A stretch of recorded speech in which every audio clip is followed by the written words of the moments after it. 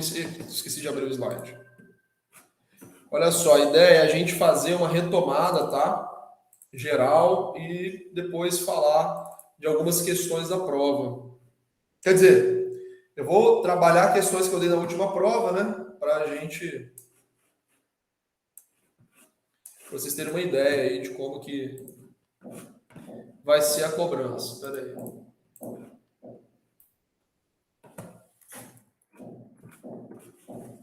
Vocês querem perguntar alguma coisa? Trabalho? Querem...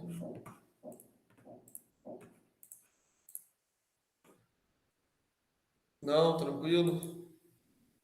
Então, vamos embora. Professor, o senhor falou que daria um ok lá. Eu enviei meu trabalho, mas não recebi ainda a confirmação no e-mail. É um suspense que eu sempre faço, Ah, que eu tá. deixo.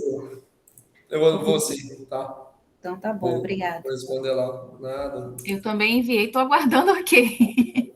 Não, vou confirmar todo mundo. Pode deixar. O prazo é amanhã, né, professor? Hã? O prazo é amanhã, né? Prazo é amanhã. Então tá bom. Prazo é amanhã. Pessoal, vamos lá. Pode deixar que eu vou. Não, fica tranquilo. Fica tranquilo. Não respondi ainda não, sabe por quê? Porque eu vou ter que. Ideal é eu pegar isso e fazer de vez, porque só são. Acho que eu tenho uns 80 alunos somando as 3 turmas.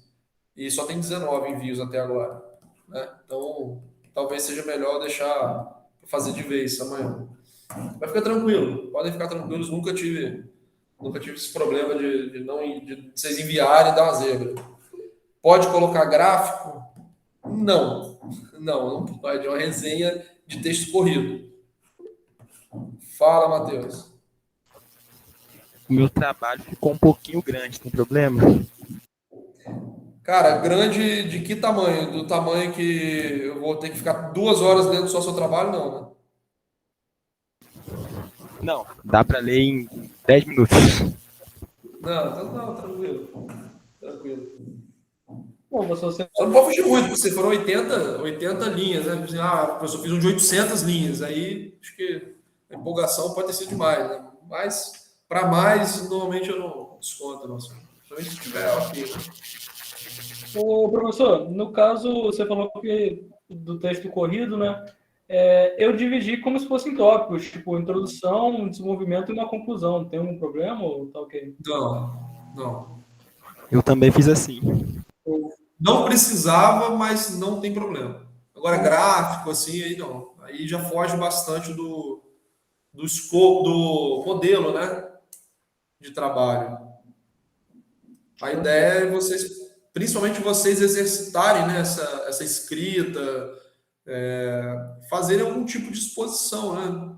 Como eu falei, pode ser parcial de um pedaço do tema, de todo o tema, de maneira geral, mas aí quando coloca gráfico, tudo fica meio jornalístico o texto, entendeu? Pessoal, vamos lá.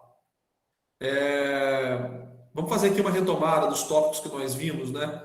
E o primeiro tópico que a gente começou o nosso segundo bimestre foi a intervenção do Estado na economia. A gente tinha acabado de estudar sobre falhas de mercado, tá? E as falhas de mercado são uma das justificativas, a principal justificativa para a intervenção do Estado na economia. Partindo do pressuposto de que o mercado, muitas vezes, ele não consegue se configurar de uma forma eficiente, ele acaba entrando num equilíbrio ruim para as partes ou para o restante das pessoas que são afetadas por aquelas transações econômicas. Nós temos a necessidade de alguma atuação externa, né, para conseguir resolver esse problema de eficiência que o mercado, muitas vezes, ele se encontra. E, além disso, nós temos que alguns outros atributos, às vezes, são desejáveis para a economia. Por exemplo, a igualdade, né, ou a redução das desigualdades.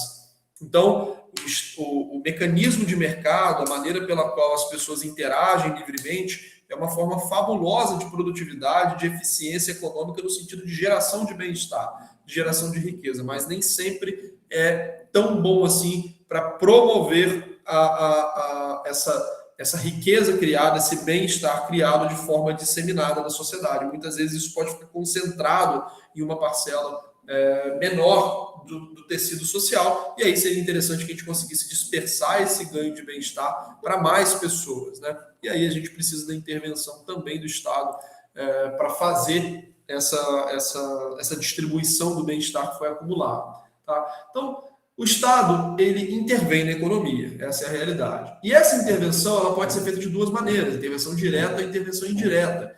Ambas as maneiras estão reguladas na nossa Constituição, cada uma em um artigo da Constituição, e a diferença entre elas é que, quando o Estado ele intervém de forma direta, ele vai atuar absorvendo uma determinada atividade, ou seja, sendo monopolista naquela determinada atividade, ou ele vai atuar em participação, em regime concorrencial. Nesse caso aqui, na atuação direta, na intervenção direta, o Estado ele participa da atividade econômica. Tá? Ele, aliás, participa, não, ele está inserido na realidade da atividade econômica, seja de forma monopolista, na absorção, seja na forma concorrencial, que é o regime de participação.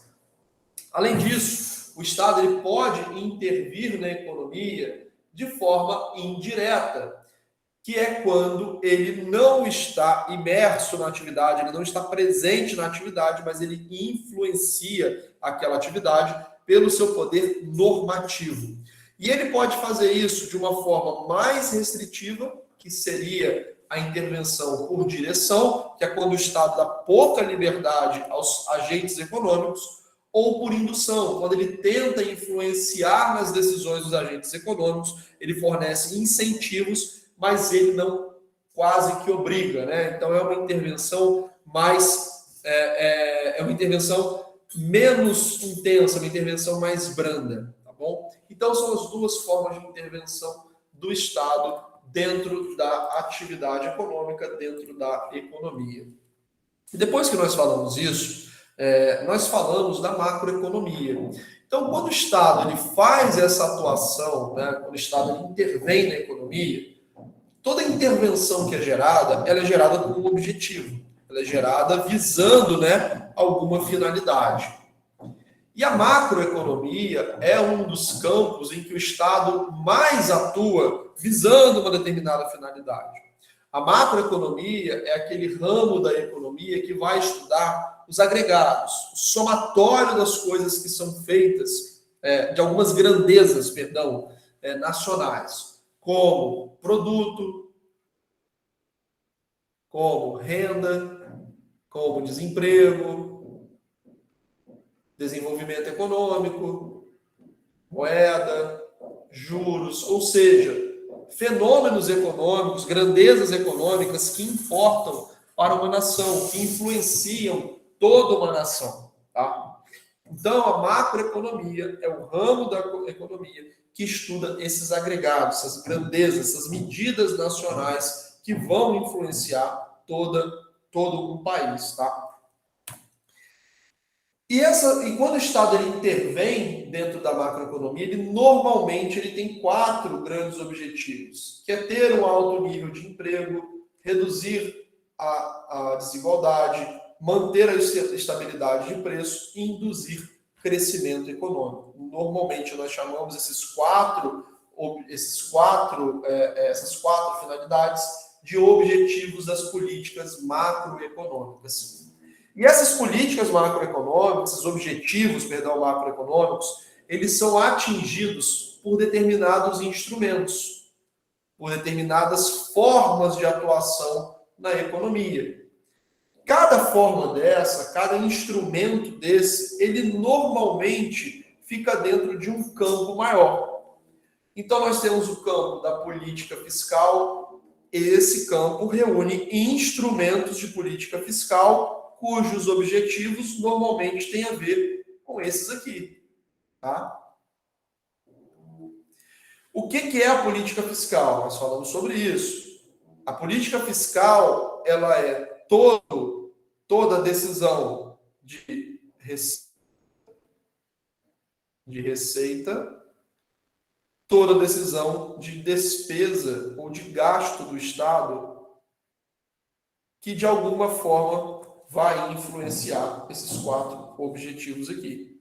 Tá? Então, quando o Estado gasta mais, quando o Estado gasta menos, quando o Estado arrecada mais, quando o Estado arrecada menos, quando o Estado se endivida mais, se endivida menos. Isso tem a ver com política fiscal. E essas decisões, de alguma forma, vão influenciar aqueles objetivos macroeconômicos. Tá? Nós temos a política monetária, que reúne as decisões sobre moeda, taxas de juros e crédito. Nós temos a política cambial, que tem a ver com a nossa moeda em relação às moedas internacionais. Temos a política comercial, que tem a ver com exportação e importação. E temos a política de rendas, que tem a ver com salários, aluguéis, lucros, tá? E outras formas de renda. Então, todos esses campos possuem medidas e instrumentos que são utilizados para atender aos objetivos macroeconômicos que o Estado persegue, tá bom? Na nossa matéria, infelizmente, por conta do tempo, a gente só conseguiu ver esses dois primeiros campos aqui. Quando, na nossa ementa, a gente veria mais esses dois aqui, tá? Porém, não deu tempo, logo, a especificação dessas medidas, desses instrumentos, não será cobrada em prova. Mas, se eu perguntar quais são os instrumentos de política macroeconômica, vocês têm que fornecer todos eles, tá? Porque esse conteúdo, pelo menos, nós passamos, né? Vocês sabem que existem outros instrumentos, além dos instrumentos de política fiscal e instrumentos de política monetária, tá bom?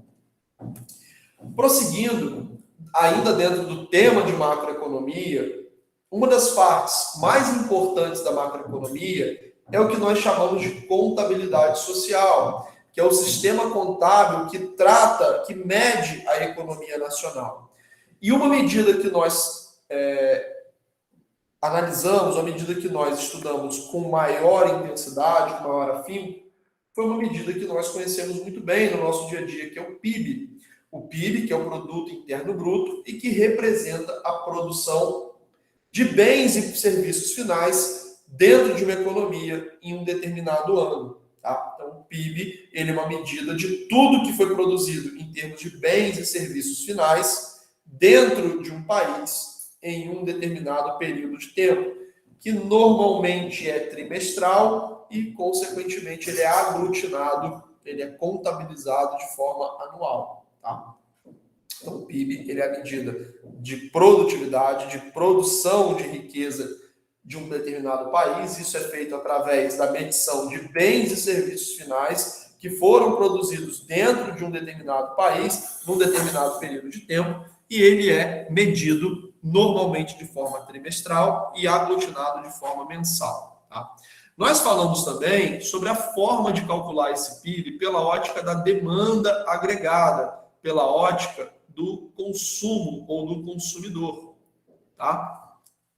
Esse PIB, ele é apurado da seguinte maneira: o consumo das famílias, mais os investimentos que foram realizados. Esses investimentos não são financeiros, tá? Esses investimentos são em instalações, em máquinas, equipamentos, os gastos do governo, mais tudo que foi exportado, menos tudo que foi importado, tá? Nesse caso aqui, a gente pode chegar a ver esse pedaço da equação substituído pelas letras NX, que significa Net Exports, que é como se fossem exportações líquidas, tá bom? Então, nós temos essa fórmula para calcular o PIB, e essa fórmula representa o consumo das famílias, os investimentos que foram realizados em máquinas, instalações e equipamentos, gastos do governo, exportações e importações. Tá?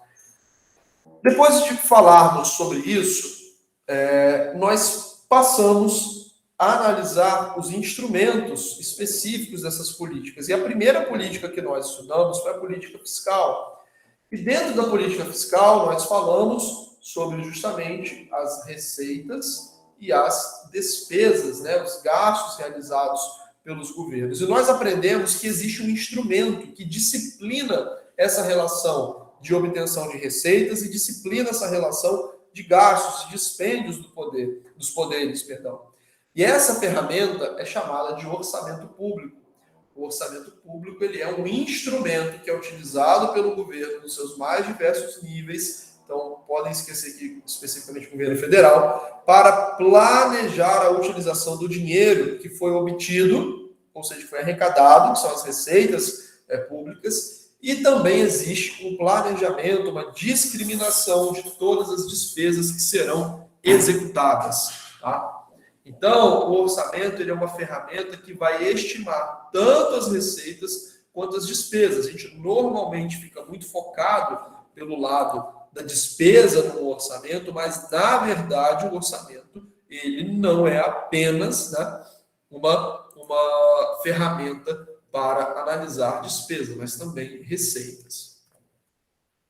Nós aprendemos também que existem 3 peças orçamentárias, o PPA, o Plano Plurianual, a LDO e a LOA, que são leis que vão se complementando, são instrumentos orçamentários que se complementam.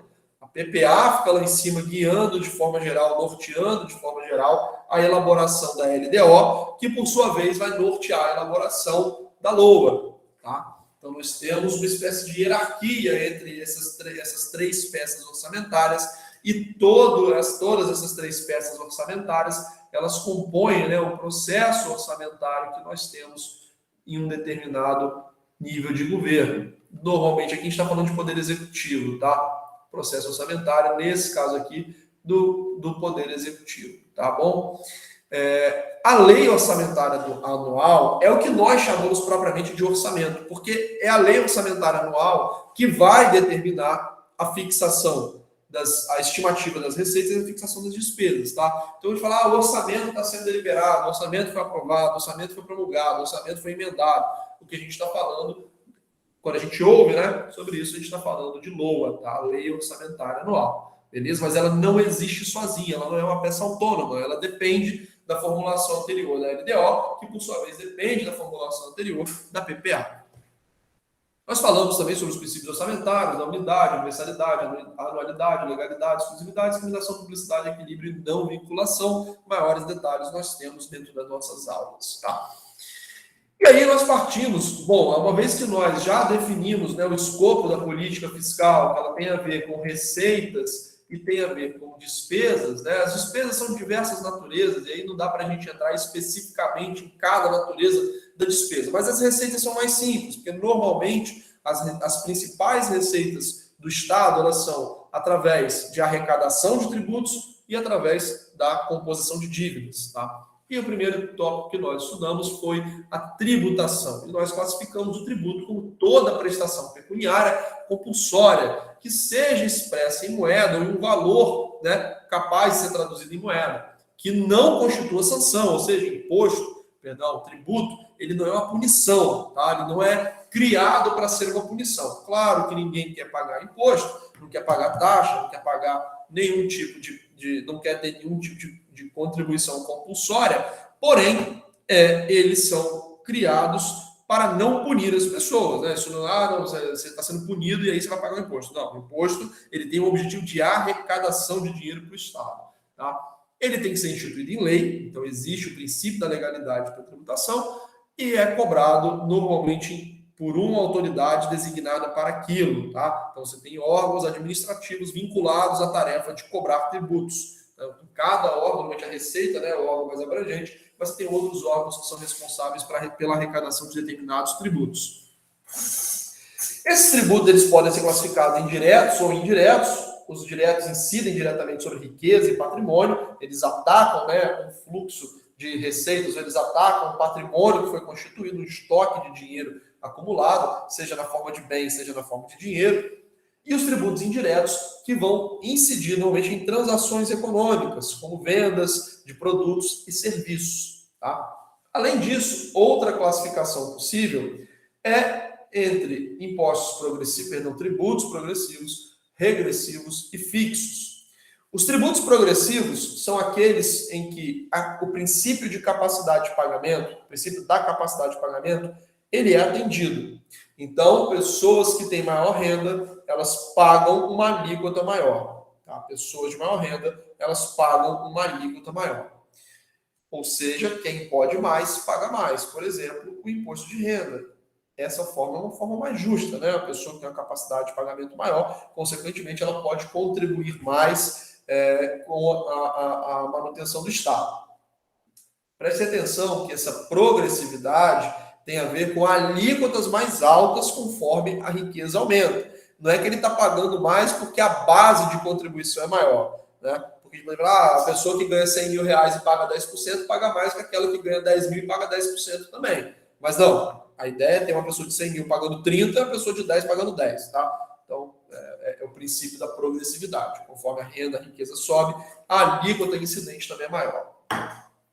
Nós temos também tributos regressivos, que é aqueles que têm um peso maior conforme a renda diminui. Esses tributos são muito ruins, né? Mas nem sempre a gente consegue criar apenas tributos progressivos. Então, tributos sobre produtos, eles normalmente são regressivos. E nós temos os tributos que têm uma alíquota fixa. Então, independentemente da situação daquela pessoa, do tipo de relação, ele vai ter uma alíquota sempre, né? Então, tantos por cento. Tá? Exemplo, ISS, que é o Imposto Municipal. Falamos também de princípios da tributação, o princípio da equidade, o imposto deve ser justo, né? Ele não pode onerar excessivamente os cidadãos, da progressividade, que é o princípio da capacidade de pagamento, neutralidade, os tributos eles não podem distorcer a alocação de recursos numa sociedade, os preços relativos eles não podem estar distorcidos por conta de tributação, e o princípio da simplicidade, que é os tributos não podem ser criados de maneira a serem muito complexos em termos de cálculo nem de pagamento, né? Tem que haver uma simplicidade na apuração, pagamento, acompanhamento desses tributos. Tá? E os tipos de tributos, nós falamos, eram os impostos, das taxas, contribuições de melhoria, contribuições sociais, empréstimos compulsórios e a contribuição para a iluminação pública. Nós seguimos e falamos de outra forma de receita, que é a dívida pública. A dívida pública é aquela dívida que é contraída pelos diferentes níveis de governo para financiar o déficit orçamentário. E essa dívida, inclusive, é feita para refinanciar a própria dívida. É isso que está dizendo o segundo pedaço da classificação, nele incluído o refinanciamento da própria dívida, bem como para realizar operações específicas definidas em lei, que é o terceiro componente dessa definição. Então, a dívida pública é aquela dívida contraída pelos diferentes níveis de governo para financiar o déficit orçamentário. A dívida pública pode ser contraída para financiar, inclusive, dívidas anteriores. E ela pode ser constituída também para cumprir finalidades específicas que são definidas em lei. Suzane, tranquilo, se tiver muito ruim a aula fica gravada, tá? Então, se estiver muito complicado aí a conexão, não se preocupe que você vai conseguir acompanhar a revisão para a aula, tá? Sendo gravada. Bom, então nós tivemos essa definição e nós falamos que essa dívida pública é normalmente gerada para cumprir lacunas no orçamento. Por que começou a dívida? Porque a gente tinha mais gasto, a gente queria fazer mais gasto do que a gente tinha receita via arrecadação tributária, né? Então a dívida pública ela se origina, né, de uma lacuna no orçamento. Essa lacuna ela pode ser acidental. A gente estimava arrecadar dinheiro de uma certa quantia e não conseguiu. Por exemplo, vamos supor que o Estado seja muito dependente de um imposto sobre bens agrícolas, tá? Sobre produção agrícola. Supor que aconteça isso. Então, os produtores agrícolas têm que pagar um imposto pelo tamanho da sua produção. Isso é uma hipótese, tá? Só para o exemplo aqui que eu vou dar para esse descasamento. E aí, vamos supor que aconteça uma quebra de safra. Quebrou a safra, os produtores agrícolas não vão ter uma produção tão grande, consequentemente o Estado não vai arrecadar porque ele não tem base tributária para arrecadar. Isso foi acidental, quer dizer, isso não era planejado, né? Aconteceu, foi uma contingência da vida, né? Como tantas outras. Então, foi uma contingência da vida e aí a gente não teve, né, essa arrecadação que era esperada. E aí, como é que faz? Às vezes o Estado já não pode mais cortar gastos, ele já está comprometido, já está contratado, né? E ele vai precisar fazer frente àquelas despesas. Então, ele faz dívida para cumprir uma lacuna que foi gerada no orçamento de forma acidental, de forma não esperada. Muitas vezes o Estado ele pode ter um descasamento de forma deliberada. Bom, está tudo certinho, mas eu preciso fazer uma ponte, eu quero fazer uma ponte, quero fazer uma usina, quero lançar uma estatal. Perdão. Enfim, quero fazer alguma coisa. Quero dar aumento de servidores, aumento de Bolsa Família, de Auxílio Brasil, quero dar emenda parlamentar, enfim. O Estado decidiu gastar mais. E ele vai e faz mais dívida para cumprir esse descasamento, nesse caso deliberado. Então, ele quis gastar mais, ou ele sabia que ele ia gastar mais e fez a dívida, tá? Então, essa diferença, essa geração de dívida, ela não é simplesmente gerada de forma acidental, pode ser gerada de forma deliberada, e como nós aprendemos, ela pode ser feita até para suprir a necessidade de rolagem dessa dívida. O que gera essa necessidade de dívida é o que nós chamamos de déficit, que é um descasamento entre a arrecadação e os gastos, né? É o descasamento entre a receita estimada e os gastos que precisam ser feitos. Quando essa relação fica negativa, nós temos um déficit. Esse déficit, nós aprendemos, ele pode ser de algumas naturezas. E eu falei para vocês que eu gostaria de trabalhar só dois, eu acho que até excluí esse pedaço aqui do slide que eu trabalhei com vocês em sala. Nós temos o déficit primário e o déficit nominal. O déficit primário é quando a gente computa todas as receitas e todas as despesas, sem incluir aqui as despesas com a dívida, tá? Que são juros, correções, tá? Então, eu não incluo aqui as despesas financeiras. Eu olho apenas para o que nós chamamos de gastos próprios, gastos primários daquele nível de governo. Aqui eu vou falar de governo federal, que é o mais comum, tá? Então, a gente olha para as despesas próprias, as despesas que são de natureza da execução da atividade governamental, da atividade do Estado, né? Despesas que não estão incluindo aí os gastos relativos à dívida, tá? Então, quando eu olho para essas despesas primárias, eu confronto ela com as receitas e aí eu chego a um resultado. Se esse resultado ele é negativo, nós chamamos de déficit primário. Se ele é positivo, a gente chama de superávit primário. Quando eu olho para o conceito nominal, eu incluo tudo dentro da área das despesas. Então, eu tenho aqui as receitas, eu tenho aqui as despesas, e aí eu vou ver, colocando os gastos aqui da dívida,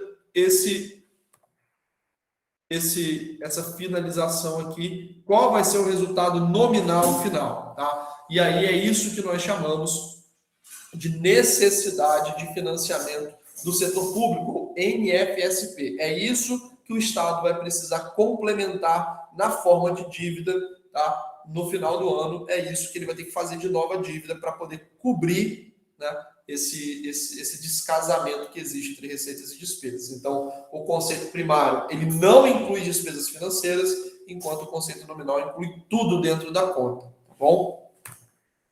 Posteriormente, pessoal, para a gente poder caminhar lá para as questões, que eu espero que haja dúvidas de vocês, eu separei algumas questões aqui, mas posso até colocar outras.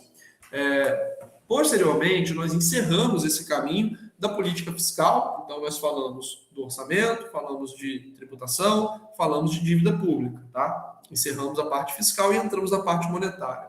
E para falar da parte monetária, o primeiro tópico que eu trouxe aqui foi inflação. O primeiro trabalho de vocês é colocar na mente que a inflação ela é um fenômeno caracterizado pelo aumento contínuo e generalizado de preço. Um pequeno choque de preço em uma mercadoria, em um setor apenas, não é considerado inflação. Tá? A inflação é um fenômeno que é disseminado em diversos segmentos, em diversos setores da economia, e ele é caracterizado justamente por esse aumento disseminado de preço. Então, várias coisas aumentando ao mesmo tempo em diversos mercados diferentes. Isso acontece mês a mês, tá? Então, a inflação ela é um aumento contínuo e generalizado que não se comunica, que não se equipara a um aumento específico, tá bom?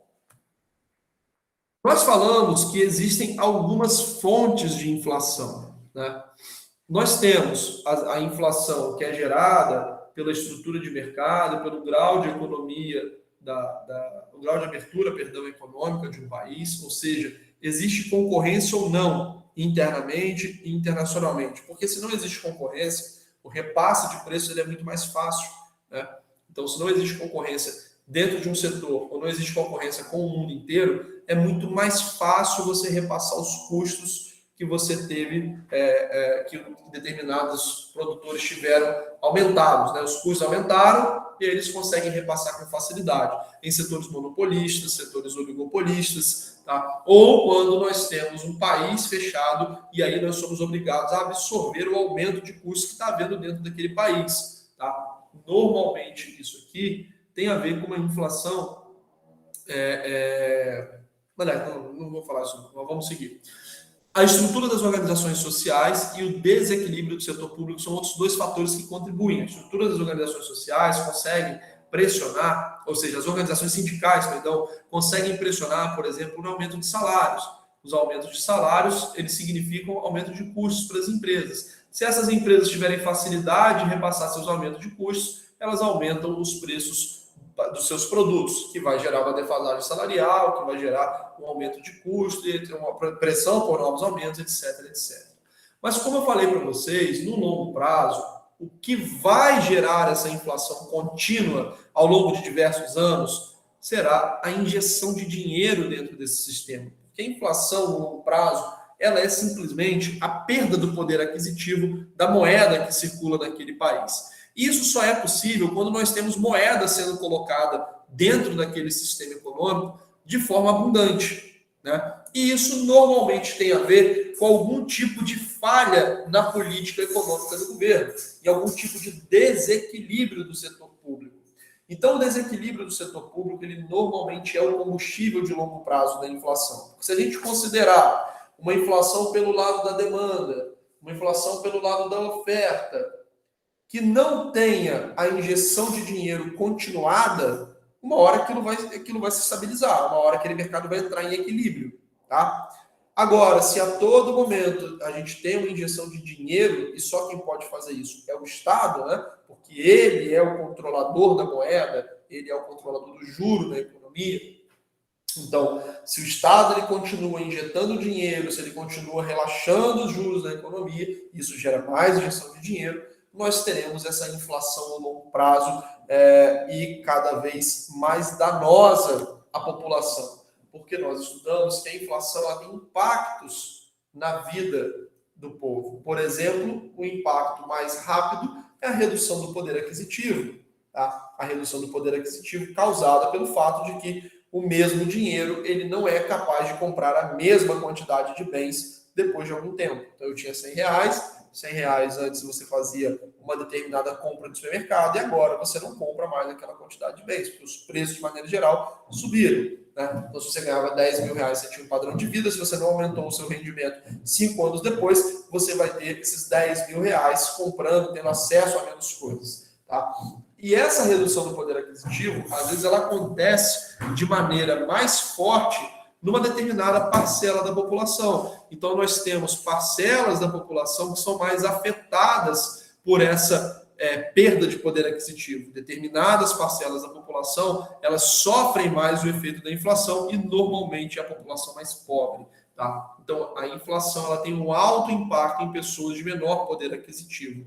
Tá? Ela consegue reduzir ainda mais o poder aquisitivo dessas pessoas. E um outro efeito que nós falamos tem a ver com a inflação no longo prazo, que é um desestímulo à atividade produtiva. Uma vez que você tendo esse crescimento absurdo de preço, você não consegue mais calcular muito bem qual é o seu custo, você não consegue mais confiar nas projeções econômicas que são feitas, e aí os agentes econômicos eles se retraem, eles deixam de fazer negócio, eles deixam de abrir empresas, deixam de contratar pessoas, de lançar produtos, etc, etc. Então, a inflação ela tem um impacto muito forte no curto prazo, que é a perda de poder aquisitivo, e no longo prazo ela desorganiza, ela desestimula a atividade econômica, gerando uma queda de produtividade, gerando uma queda de riqueza ou na capacidade de geração de riqueza daquela sociedade, justamente por esse desestímulo à atividade produtiva. Tá? E nós estudamos, depois disso, que a política monetária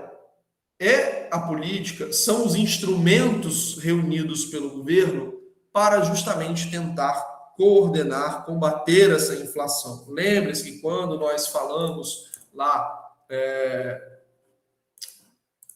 fiz besteira. Lembre-se que quando nós falamos lá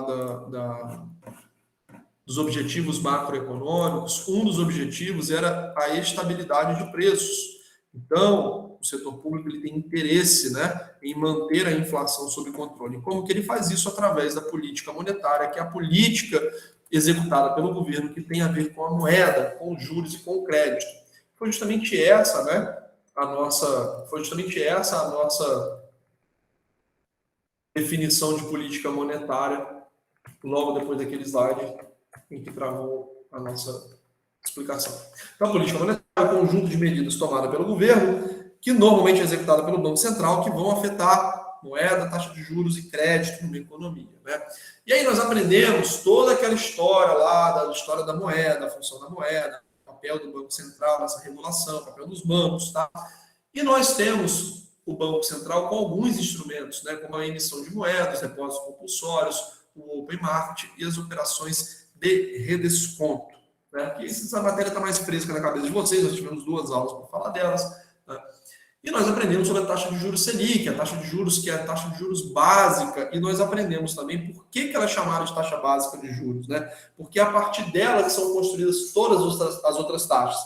E nós entendemos que esse conceito, ele decorado ele é muito bom, mas entendido ele é melhor ainda. E aí foi quando eu entrei naquele detalhe com vocês sobre por que essa taxa que o governo paga nos seus títulos é a taxa básica, a menor taxa da economia, né? Falei para vocês sobre aquelas questões de risco, né? Que o governo é o emissor menos arriscado de uma economia, logo é o que vai pagar a menor taxa, consequentemente todo mundo que quiser captar dinheiro, quiser pegar dinheiro dentro de uma economia tem que pagar mais que o governo. Por isso que quando a Selic sobe, as taxas de juros sobem, e quando a Selic cai, as outras taxas de juros também caem, né? O financiamento fica mais barato, o crédito pessoal fica mais barato, o rotativo do cartão fica mais barato, as empresas se financiam no mercado de forma mais barata, tá? Vem daí esse conceito de taxa básica de juros na economia.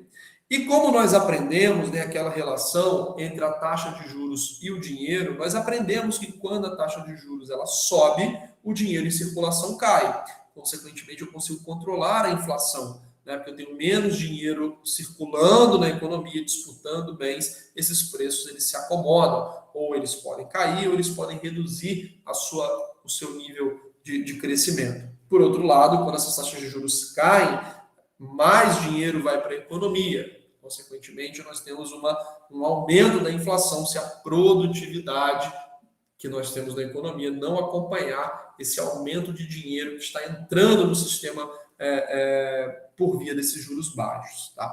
Então, essa foi a nossa última explicação um pouco mais longa, e a ideia aqui é fazer uma rápida revisão para a gente entrar aqui nas questões. Tá? Qualquer dúvida, vocês podem olhar tanto a aula da manhã quanto a aula da noite. Eu fui mais minucioso, né, como vocês lembram, em relação a essa explicação. Tá? E muitas vezes, pessoal, acontece o seguinte: a gente ouve uma explicação e a gente fala assim, caramba, é isso, aprendi. Não sabia que era assim. Só que esse conceito, quando a gente assim, tem esse insight, caramba, é isso então. Dificilmente, 1 semana depois, 2 semanas depois, 3 semanas depois, você vai lembrar exatamente disso. Tá? Então pode ser que você esteja olhando e assim, caramba, a aula passada eu aprendi isso, agora eu estou lembrando muito bem. Isso é normal, tá? Por isso existe essa necessidade de revisão de conteúdo, de estudar o conteúdo que foi ministrado anteriormente, tá bom? E aí eu recomendo que vocês vejam, caso não estejam se lembrando muito bem, essa aula passada. Beleza? Pessoal, alguma dúvida até aqui? Esse é o conteúdo da nossa prova, tá? A ideia, a partir de agora, é eu resolver com vocês algumas questões aqui, para vocês terem uma ideia de que forma... A ideia é resolver algumas questões aqui para vocês entenderem de que forma esse conteúdo ele será cobrado na matéria, ou perdão, na prova, tá? Na A2. Então, eu vou resolver com vocês aqui algumas questões. Acho que eu separei até poucas questões, vou colocar mais questões aqui para a gente resolver, para vocês terem uma ideia de como isso será cobrado na A2. Tranquilo? Beleza? Alguma dúvida até aqui?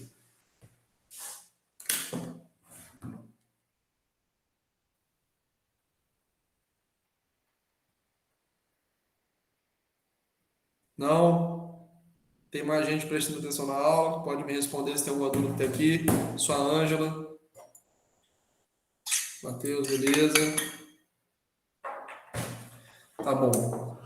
Deixa eu só pegar uma água aqui, pessoal, rapidinho. Vou pegar uma água e tô voltando aqui já. Só um segundo.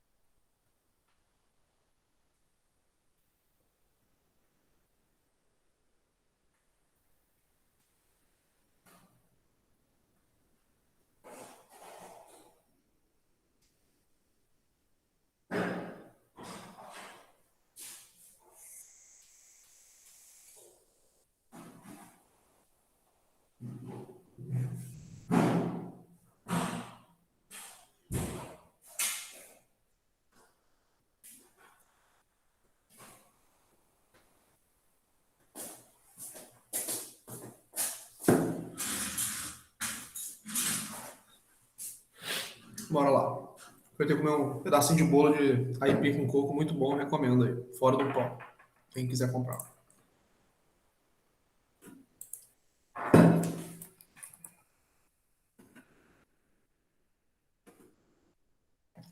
Vamos lá.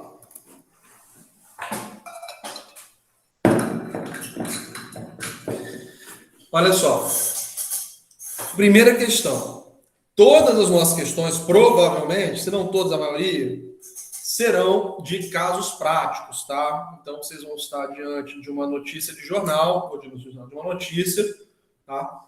E aí nós vamos trabalhar os conceitos que nós aprendemos na nossa matéria. Então, vamos lá. O Congresso Nacional concluiu nesse dia 21 de março, né?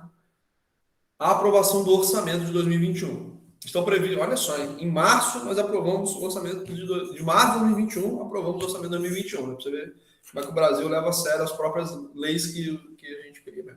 Que nós mesmos criamos. Então, nós levamos a sério as leis que nós mesmos criamos. Pronto, ficou melhor assim. Estão previstos 125 bilhões para a área de saúde. O PLN 28 de 2020 foi aprovado com 346 votos favoráveis, no Senado foram 60 votos. O texto segue agora para a sanção presidencial. No orçamento de 2021, as receitas estão estimadas em 4,324 trilhões. As despesas são cerca de 2,576 trilhões, fora o destinado ao refinanciamento da dívida e às empresas estatais. O teto dos gastos é de 1,48 trilhão. A meta fiscal para 2021 é um déficit de 247 bilhões para o governo central. Então, fazendo tudo isso aqui, a gente tinha ainda um déficit orçamentário. Esse número não está casando. Porque da maneira como foi colocado aqui, a gente está pegando todas as receitas, inclusive as receitas estimadas com o refinanciamento da dívida. Aqui está falando só de despesa primária, tá? A diferença disso seria isso aqui, mais a diferença disso. Mas isso aqui seria o que nós chamamos de NFSP. Tá? Enfim, mas isso não será importante para a nossa questão, vocês saberem isso tudo, tá? Só estou explicando que ficou um pouco confuso esse texto aqui. Cite com suas respectivas definições 3 princípios orçamentários. Bom, isso aqui é muito simples, né? Só vocês olharem no material, quem lembrar de cabeça pode escrever e colocar princípio da anualidade. O orçamento ele deve ter uma periodicidade definida, normalmente de 1 ano. Princípio da legalidade, o orçamento é uma lei, ele tem o seu cumprimento obrigatório, a sua violação é passível de sanções também na forma da lei. Princípio da publicidade, enfim, você pode escolher vários princípios, 3 deles aqui e colocar. Tá? Considerando as nossas aulas de economia, qual é a importância do orçamento público de forma geral? Então, nesse caso aqui, nós temos uma pergunta mais aberta, tá?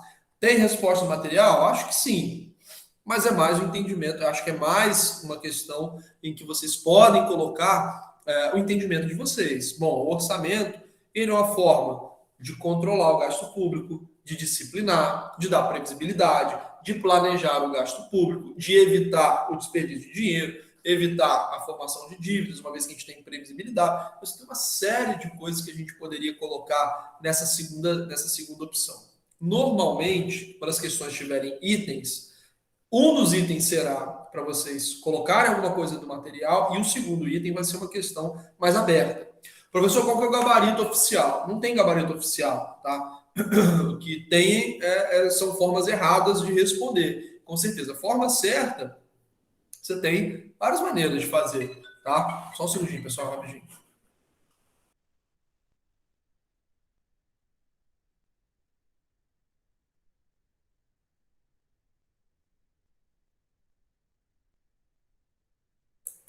Então, tem várias maneiras de vocês responderem essa questão, desde que faça sentido, né? Que tenha coesão, que vocês estão escrevendo, que faça sentido com o que nós aprendemos a matéria. Ah, professor, tem que fazer sentido só que está falando a matéria de orçamento? Não, vocês podem extrapolar isso e escrever de outras formas, para outras áreas, né? Que a gente estudou, mas tem que ser uma resposta coesa, tá? Que faça sentido, bem escrita, bem fundamentada. Professor, resposta simples, você aceita? Vai, se aceita. Resposta complexa, vai, se aceita também. Mas é uma questão mais aberta, tá bom? E aí, vocês poderiam responder de diversas maneiras possíveis, tá bom? Beleza? Alguém quer tirar uma dúvida especificamente nessa questão? Perguntar se o que imaginou está certo ou errado. Isso é importante também, né? Às vezes a gente está com raciocínio, e o raciocínio está errado, uma correção de rota faz com que a gente siga caminho corretamente. Mas só vai saber quem perguntar. E aí?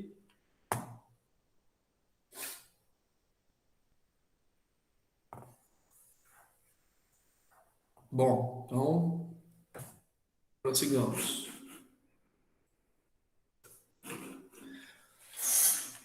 Essa aqui foi a primeira questão, tá? Aí a gente tem a questão 2. O vencimento de um grande volume de títulos pré-fixados fez a dívida pública federal ter diminuição significativa em abril. Segundo números divulgados hoje pelo Tesouro Nacional, a dívida pública federal caiu de 5,2 trilhões para 5 trilhões em abril, um recuo de 2,92%.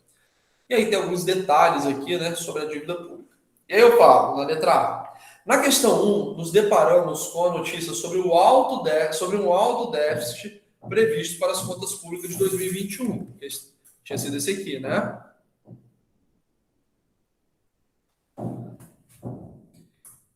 De que forma o déficit orçamentário se comunica com o tema da dívida pública? De que forma, pessoal?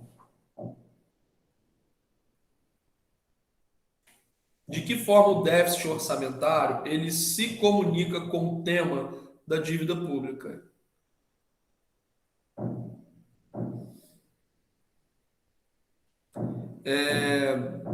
Se há despesa ou se há déficit? Porque assim, a despesa ela pode ser financiada por tributos, por exemplo, né? Então eu posso arrecadar imposto de renda e pagar as despesas que eu tenho. Beleza. Se há déficit, esse déficit ele deve ser coberto com dívida, né? Porque o déficit é justamente um descasamento entre as receitas obtidas de forma ordinária pelo Estado, né? Através da tributação, na maioria das vezes, e é justamente o tamanho das despesas que ele precisa fazer frente, né?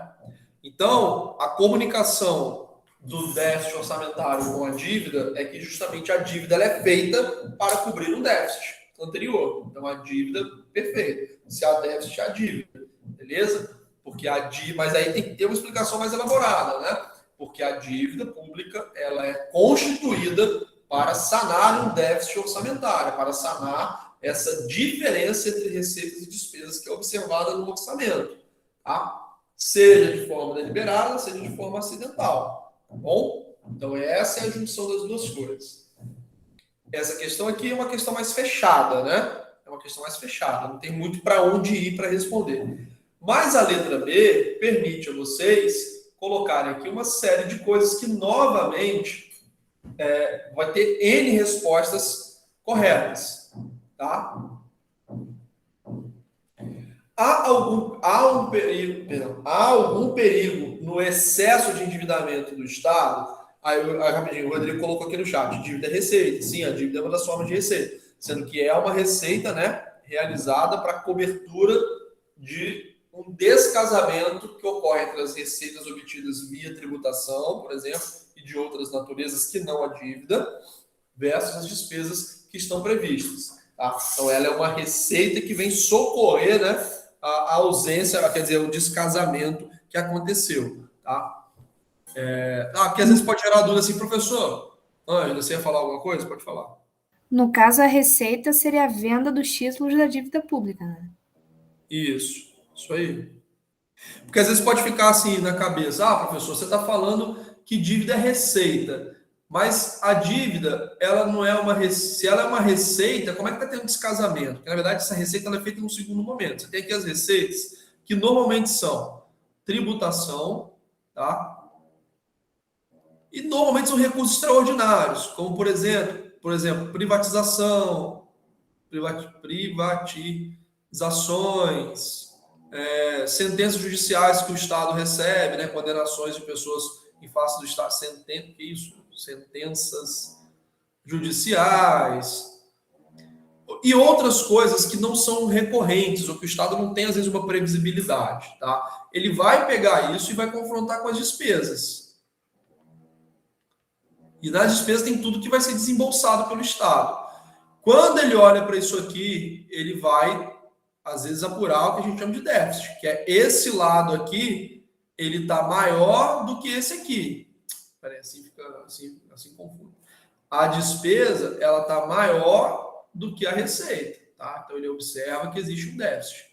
E a partir dessa apuração do déficit, ele vai fazer uma dívida para cobrir esse déficit. Essa dívida é um dinheiro que está entrando. Por ele estar entrando, vai ser considerada uma receita. Mas é importante saber que essa receita ela é obtida como se fosse no segundo momento, depois de apuradas, né? Depois de apurada essa equação aí, fazer essa contabilidade, que de fato é uma contabilidade, da maneira como está colocado aí, a partir daí a gente faz a dívida, que de fato é uma receita. Mas ela é uma receita como se fosse num segundo momento, tá? Só esse parêntese aí para a gente poder assimilar bem e não confundir, né? Porque, peraí, dívida se a dívida receita já estava lá, como é que vai ter descasamento? Enfim, é só para lembrar que ela é feita num segundo momento, tá?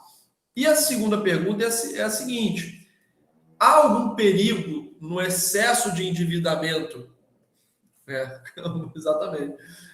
Há algum perigo no excesso de endividamento do Estado? Então, existe algum perigo no Estado, de o Estado ficar excessivamente endividado? Que perigo é esse? O que pode acontecer? E aí, a gente tem uma série de possibilidades de resposta, né? Então, assim, existe algum perigo nesse endividamento? Não, é a resposta errada, né? Sim, mas beleza, agora vamos justificar. Sim, porque o país quebra, mas aí seria importante falar no sentido prático. Um país com excesso de dívida vai destinar cada vez mais recursos para pagamento dos juros. Vai ter, provavelmente, o fenômeno da inflação. Então, assim, vai, consequentemente, desorganização da sua economia, né? Vai aumentar o pagamento de juros e vai faltar dinheiro para outras coisas. Então, existem várias formas, assim, vários possíveis efeitos que vocês podem colocar aqui. Pode pegar um e explicar melhor ele, para pegar vários efeitos, tá? Mas é uma questão mais aberta, tá? E, assim, novamente, pessoal, é proposital colocar esse tipo de coisa, porque, como eu falei desde o início, eu não quero que vocês saiam daqui sabendo o conceito de PIB, conceito de... Não, eu quero que vocês entendam a economia, tá? Entendam o mecanismo econômico. Por que ter muita dívida é ruim, né? Por que a gente não pode simplesmente aumentar a dívida do Estado e sair fazendo, distribuindo subsídio tributário para o empresário, distribuindo dinheiro via auxílio para as famílias mais pobres, não pode sair por aí construindo coisa, ponte. Por que a gente não pode fazer isso? Porque tem um efeito colateral, um trade-off, né? Então, você quer ter muita dívida, mas você vai ter um problema, beleza? Então, aqui é o momento da gente utilizar essa carga de conhecimento que nós absorvemos ao longo da matéria, tá? Vamos lá. Beleza, pessoal? Tranquilo? Show?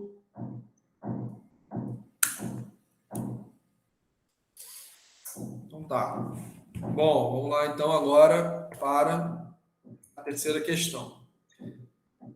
O Copom, o Comitê de Política Monetária do Banco Central, decidiu, naquele dia, elevar a Selic de 3,5 para 4,25. Que saudade da Selic a 4,25, que agora está 7,75 e deve caminhar para 11%, 12%. Está simplesmente detonando aqui as carteiras de investimento de grande parte dos clientes, porque isso era totalmente fora do esperado. Mas, enfim, sigamos. O objetivo é conter a pressão inflacionária. É a terceira elevação consecutiva da taxa.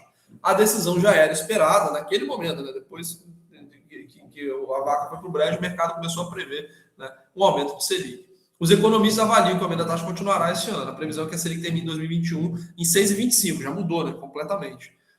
Segundo o pesquisa do Banco Central. Só para vocês terem noção, essa notícia é de junho e hoje, em novembro, a taxa já está em 7,75. Ou seja, já ultrapassou, né, a previsão de que chegaria no final do ano. Vocês veem como é que a economia às vezes é complicada. Mas, enfim, letra A, conceitue o que significa política monetária. Pô, aqui, melzinho da chupeta. Né? O que é política monetária? Política monetária é um conjunto de medidas tomadas pelo governo através do Banco Central que vão afetar a moeda, crédito e juros numa economia. Bom, então isso aqui é só olhar para o nosso material, é só olhar para o que a gente tem, né, da nossa aula e colocar na prova. A letra B, essa aqui até que ficou tranquila, né? A manutenção das taxas de juros é apenas um dos chamados instrumentos de política monetária. Mencione e conceitue pelo menos outros dois instrumentos. Então, esse aqui também seria olhado lá no material, né? Botei uma questão aqui na prova, botei uma questão aqui na revisão que contribuiu um pouco, porque seria apenas vocês olharem lá dentro do material e responder. Então, nós temos lá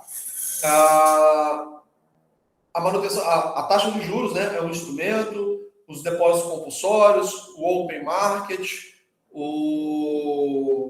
as operações de redesconto e a emissão de moedas, né? Então, nós temos essas operações que vocês poderiam, esses instrumentos, perdão, que vocês poderiam utilizar aí para colocar como exemplo dentro dessa pergunta, tá? Então, questão tranquila, isso aqui foi só realmente para olhar no material. Outra questão. Questão extra. O texto da questão 3 menciona o aumento da taxa de juros Selic promovido pelo Banco Central recentemente. O objetivo desse movimento é conter a pressão inflacionária que ocorre na economia brasileira. Explique de que forma o aumento da taxa Selic pode ajudar a reduzir o aumento de preços na economia. Essa foi uma questão extra na prova passada. E aí, o que vocês responderiam nessa questão? Como? Pode ser que caia nessa, né? De uma forma diferente também, pode ser. Mas e aí, como que a taxa Selic ela vai conter a pressão inflacionária? De que forma ela faz ela causa esse efeito de reduzir a inflação?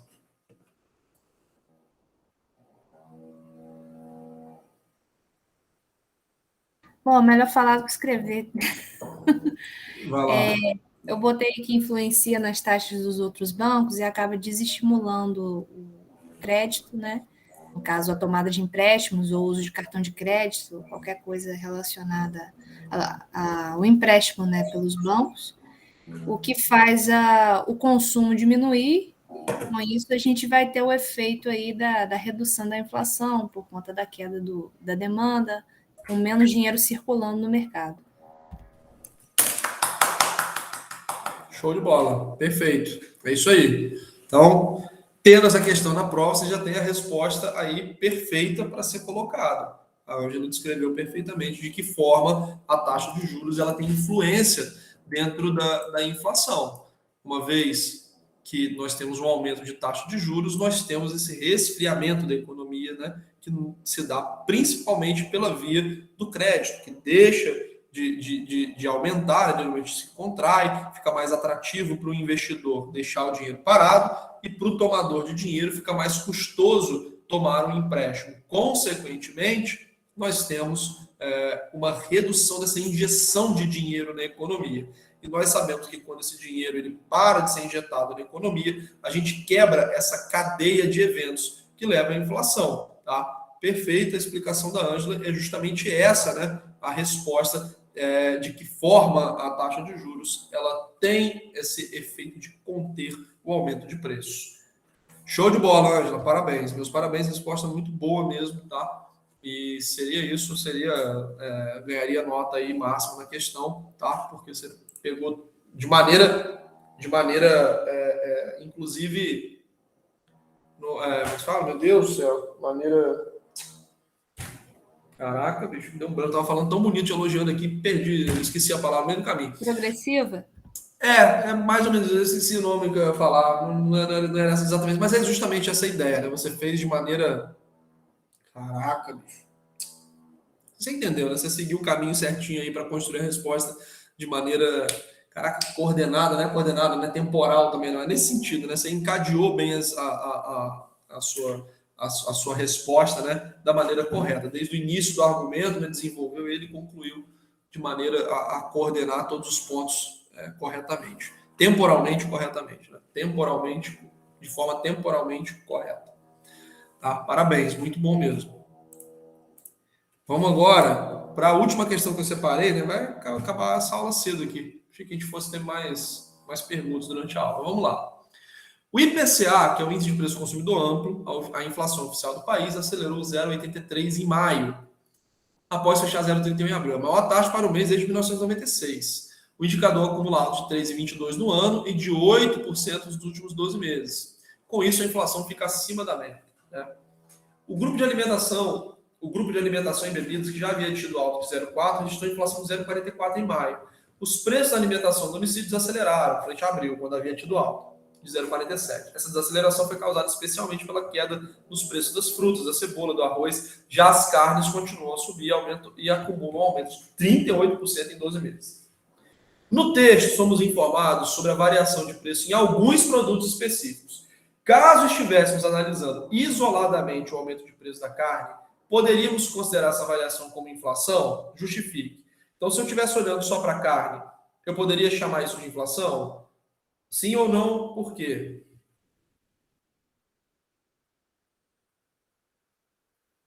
A Angela colocou que não. Por que não poderia ser considerado inflação? Bom, professor, meu trabalho foi até sobre inflação, acho que é por isso que eu estou até reconhecendo até o índice, né, de preço ao consumidor amplo, ele leva em conta vários fatores, né? Saúde, habitação, vestuário, alimentação. E só o preço da carne pode não influenciar diretamente outros produtos, né? É claro que o preço da carne pode levar a aumento de outras coisas, porque se, vamos dizer, o boi está caro, o vestuário, né, o couro pode ficar um pouco mais caro por conta da carne. Mas em relação a outros quesitos, pode ter uma queda, então não necessariamente é inflação, né, por si só. Isso, a explicação está correta, mas a gente poderia resumir dentro daquela explicação, dentro daquele conceito que a gente deu, porque a inflação, a gente poderia falar assim, a inflação é um aumento contínuo e generalizado de preço. Observando apenas um aumento de um bem, a gente não pode caracterizar isso como inflação, porque a inflação é justamente a tomada em conjunto desse crescimento de preço, né? Nos mais variados bens. Essa é a resposta correta, tá? Mas a gente poderia colocar de forma mais simples, colocando aquele conceito que a gente aprendeu logo quando a gente iniciou, né, a matéria de inflação, que a inflação é um fenômeno generalizado um fenômeno de aumento contínuo e generalizado de preço, né? Não apenas de um bem ou outro, né, localizado. Tá? Mas a sua explicação está correta também. De fato, olhar só para a carne, por ser apenas um produto que compõe uma cesta, a gente não teria como afirmar que aquilo ali é inflação. Inflação, na verdade, é um evento mais global, mais geral, tá? Show de bola. Agora, ali embaixo, letra B. Inflação acima de níveis desejáveis é especialmente danosa para a economia no longo prazo, gerando diversos efeitos negativos. Mencione e explique pelo menos 2 desses efeitos. Então, nesse caso aqui, seria, né, a gente olhar lá para o nosso material de aula e a gente verificar quais são aqueles efeitos, né, que a gente tem da inflação prejudicando a economia. Eu coloquei para vocês 2 principais efeitos, né? Os outros estão ali na planilha, mas não estão especificados, né, galera? Eu não entrei no detalhe. Mas a gente poderia colocar a redução do poder aquisitivo, né, a diminuição do poder aquisitivo da população e o desequilíbrio econômico, o desequilíbrio da atividade produtiva, gerando um desestímulo, na verdade, à atividade produtiva, né? Então, redução do poder aquisitivo e o desestímulo à atividade produtiva, uma vez que a gente tem, né, esse efeito danoso na economia, já que os preços eles passam a variar de maneira quase que imprevisível no longo prazo. Beleza? Show? Galera, enfim,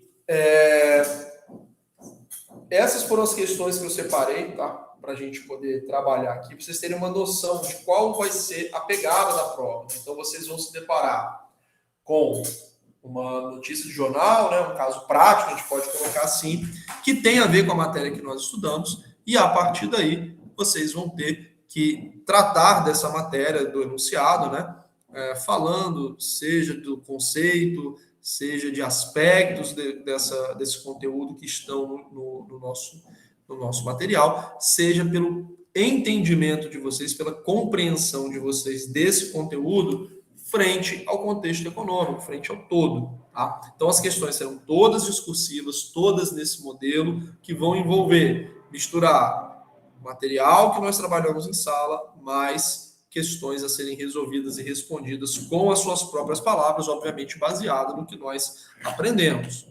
tá? A prova ela vai ficar disponível da manhã até a noite, como a gente fez na semana passada, na aula passada, na prova passada, na A1, tá bom? Então vocês não vão ter necessidade de ficar online, vocês vão ter acesso à prova o dia inteiro. Recomendo que vocês tirem um horário para fazer, né, para acabar não embolando. Então tirem um horário para fazer, para responder a prova, tá bom? Mas vocês vão ter bastante tempo.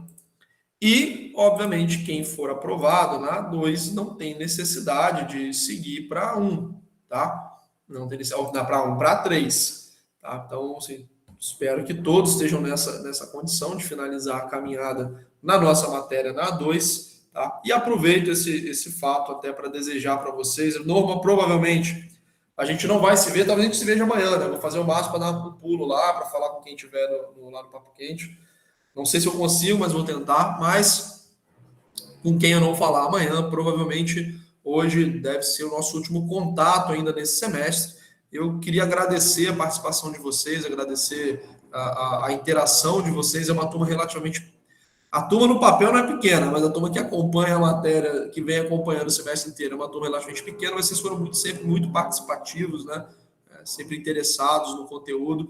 Então, queria deixar meu agradecimento aí a essa postura de vocês e fazer votos de que vocês permaneçam com essa postura ao longo da faculdade, tá? E dizer que, caso a gente não se encontre amanhã, né, no semestre que vem, a gente não vai ter matéria, talvez no terceiro período de vocês a gente volte a se encontrar, mas, poxa, vocês me encontraram na faculdade, para lá, se apresentem, né, para poder conhecer vocês pessoalmente.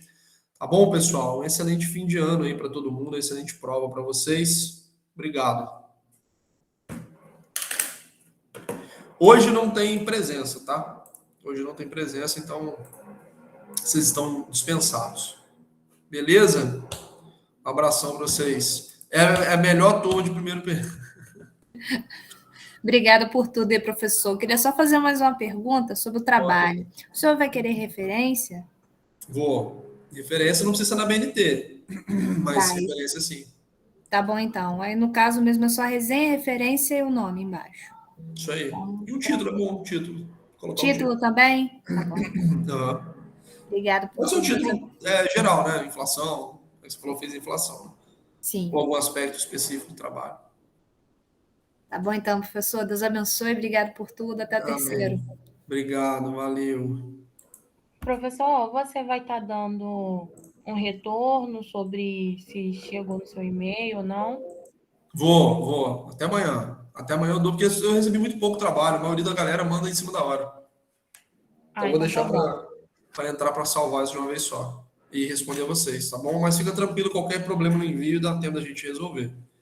Tendo evidência de que tentou enviar, então fica tranquilo. Tá bom, então. Beleza? Valeu.